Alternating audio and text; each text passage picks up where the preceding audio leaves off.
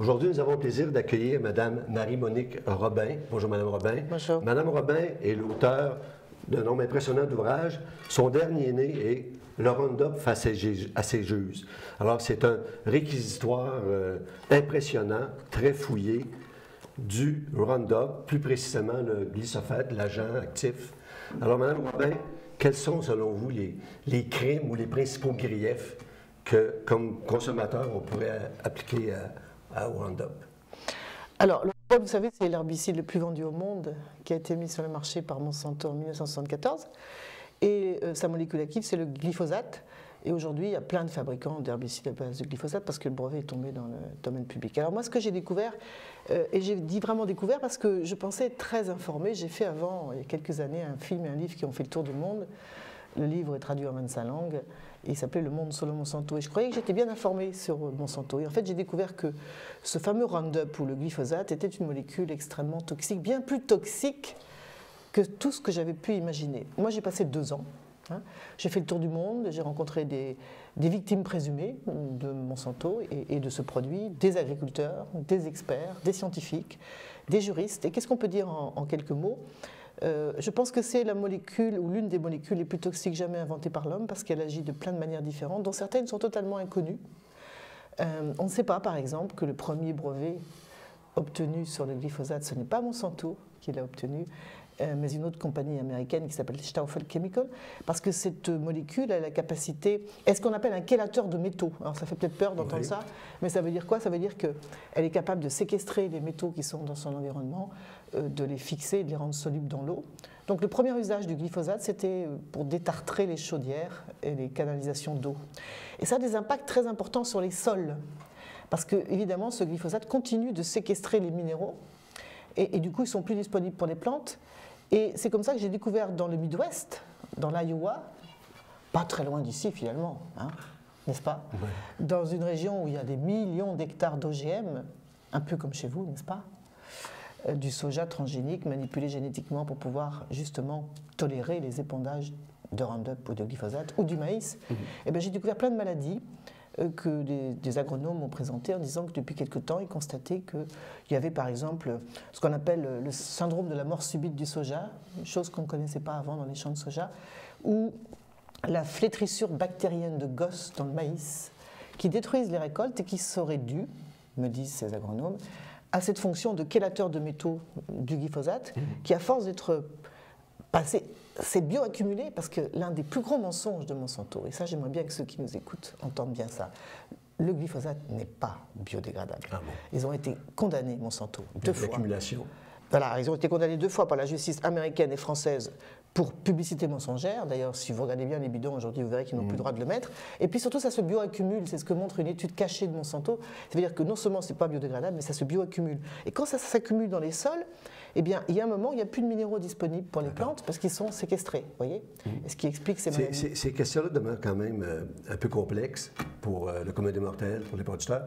On a peu souvent l'impression d'être comme dans un procès au criminel où le psychiatre de la défense va avoir des arguments convaincants, le psychiatre de la couronne va en avoir autant. Le producteur agricole ou le simple consommateur est confronté à 2 discours. Comment s'y retrouver? Parce que il y a des pros Monsanto, il y a des gens qui défendent. Alors, il faut bien savoir que quand on passe beaucoup de temps comme moi à regarder les études, il y a une chose qui frappe. C'est que toutes les études faites par l'industrie disent qu'il n'y a pas de problème avec le glyphosate, n'est-ce pas? Que ce n'est pas cancérigène, que ça ne provoque pas de malformation congénitale. J'en profite pour dire qu'aujourd'hui, pas très loin d'ici, aux États-Unis, il y a 3500 agriculteurs américains qui ont utilisé beaucoup de Roundup dans leurs champs et qui ont développé un cancer très rare qu'on appelle le lymphome non-hodgkinien, qui est une sorte de leucémie, qui ont porté plainte contre Monsanto. C'est une première mondiale, n'est-ce pas? Et c'est à l'occasion de ce procès, d'ailleurs, qu'un juge de Californie a accepté de mettre en ligne tous les documents secrets de Monsanto, les courriels, vous voyez, les rapports qu'ils ont écrits entre eux. Et c'est ce qu'on a appelé d'ailleurs les Monsanto Papers. Et qu'est-ce qu'on découvre? On découvre que Monsanto ment, que Monsanto cache la vérité sur ces produits, que Monsanto sait que c'est cancérigène, que Monsanto sait que c'est toxique pour les sols, que ça se bioaccumule. On voit même comment ils pratiquent ce qu'on appelle en anglais le ghost writing. Alors, ça veut dire quoi? Ça veut dire ils vont écrire une étude bidon, je le dis clairement, hein, parce que ce que je vous dis là, je l'ai dit au Parlement européen, je l'ai dit au Parlement français, je l'ai dit au Parlement allemand, donc je n'ai pas peur des mots que j'emploie. Ils mentent, c'est prouvé par ces documents. Ils vont donc faire une étude bidon, ils vont aller chercher un scientifique dans une université qui va être payé. Et tout ça, je le raconte dans mon livre. Je donne des noms. Et puis on croira, comme ça fera comme si l'étude était indépendante. Elle n'était pas indépendante. Donc ce que je veux dire, c'est que si vous regardez les choses objectivement, d'un côté, vous avez les études fournies par l'industrie qui sont secrètes et couvertes par le secret commercial, qui disent toutes qu'il y a des problèmes, qu'il n'y a pas de problème avec le glyphosate. Et de l'autre, des centaines d'études indépendantes, faites par des scientifiques qui n'ont aucun intérêt financier dans le résultat de leur étude, ils ne font que leur travail, et bien qui disent qu'il y a des problèmes. Donc vous voyez, le problème pour l'agriculteur, c'est évidemment de séparer, comme on dit, le bon grain de l'ivraie.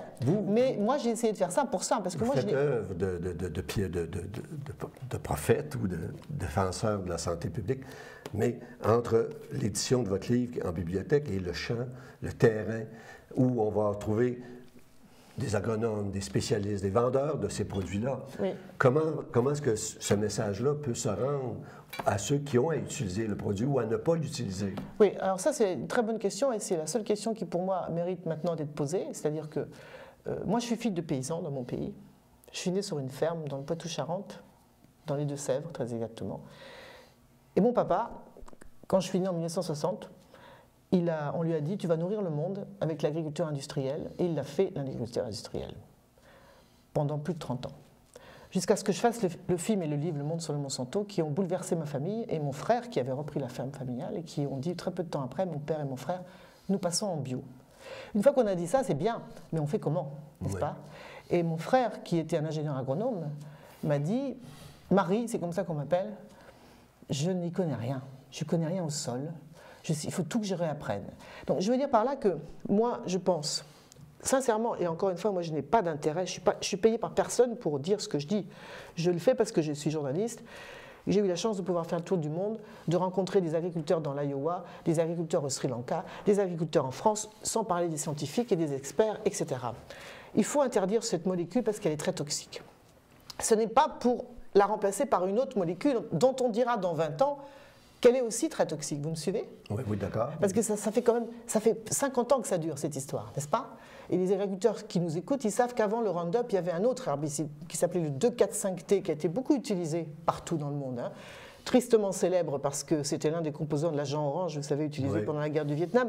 Et un jour, il a fallu l'interdire parce que c'était vraiment trop grave. Et ils ont attendu pour l'interdire qu'il y en ait un autre qui prenne la place, et c'était le Roundup.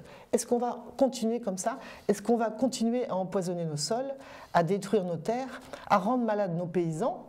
Parce que je suis sûre que moi, dans ma famille, il y a des gens qui ont une maladie de Parkinson. Hein. J'ai le voisin de mon père qui a eu une maladie de Charcot qu'on ne connaissait même pas du temps de mon grand-père, n'est-ce pas? Il y a des malades dans toutes les familles d'agriculteurs, sans parler des difficultés économiques que connaissent un grand nombre d'entre eux. Alors je ne sais pas comment c'est chez vous, mais moi, en France, il y a un agriculteur qui se suicide tous les 2 jours. D'accord. Oui. C'est triste, c'est très triste. Alors ce que je veux dire, parce que votre question était vraiment la question importante, il faut une volonté. Voilà, il faut prendre en compte la difficulté des agriculteurs qu'on a embarqués dans un modèle agro-industriel dont on connaît aujourd'hui les limites. On va dire ça calmement, les limites, d'accord? Il faut une volonté politique d'accompagner la transition vers un modèle durable, non toxique et qui fournisse des aliments de qualité pour les consommateurs, n'est-ce pas? Et qui ne rend pas malades nos agriculteurs. Et qui en plus ne contribue pas au dérèglement climatique parce que c'est un autre point. Mais ça, c'est possible. Parce que moi, quand je suis né en 1960, il y a une loi de programmation agricole en France qui dit l'agriculture familiale qu'il y avait avant la guerre, c'est obsolète. C'était le mot qui a été utilisé à l'époque par notre Premier ministre. L'agriculture moderne, c'est l'agriculture industrielle. Et on a mis le paquet, vous comprenez? Je vais peut-être soumettre une objection. Il y a au Québec, effectivement, des producteurs qui sont en train de faire le virage vers le bio, vers les approches beaucoup moins nocives, on appelle le sol vivant. Maintenant, on nous dit, certains prétendent que cette approche-là n'est pas à la portée de tout le monde. Ce n'est pas nécessairement tous les producteurs agricoles qui, demain, peuvent aller vers le bio, peuvent faire une transition. C'est un processus qui demande beaucoup de réflexion, de formation, qui comporte des risques. Alors, il y a peut-être un élément de facilité pour le producteur d'avoir l'assurance d'un certain rendement en utilisant la recette déjà éprouvée par rapport aux risques et à la transition qui peut durer quand même un certain nombre d'années vers une agriculture moins pénalisante. Alors, comment concilier ces besoins de producteur d'avoir son rendement année après année, sa connaissance qu'il peut avoir du danger?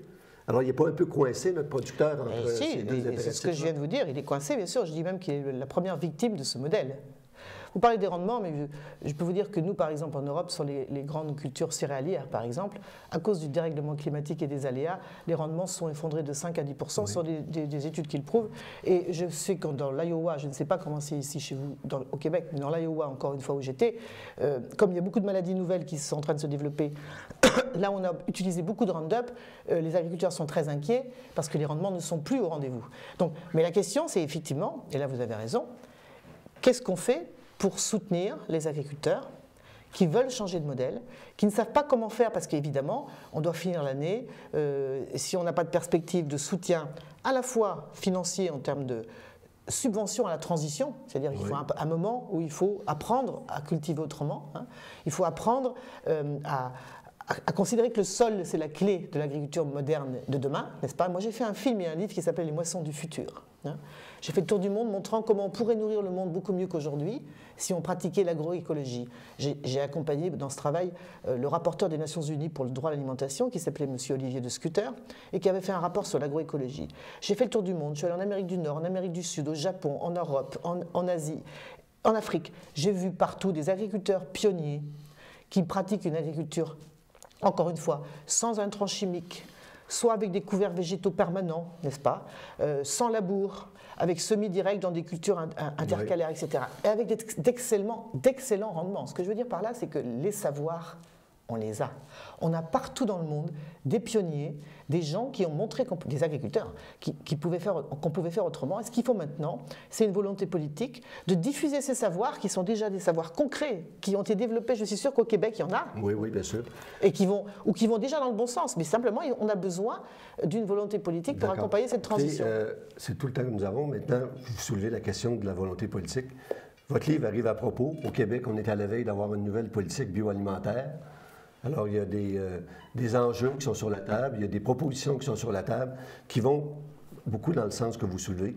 Alors, on va se souhaiter que nos gouvernements prennent connaissance de votre livre, soient sensibilisés et que ça apparaisse dans les futures politiques. Je vous remercie beaucoup, Mme Robin.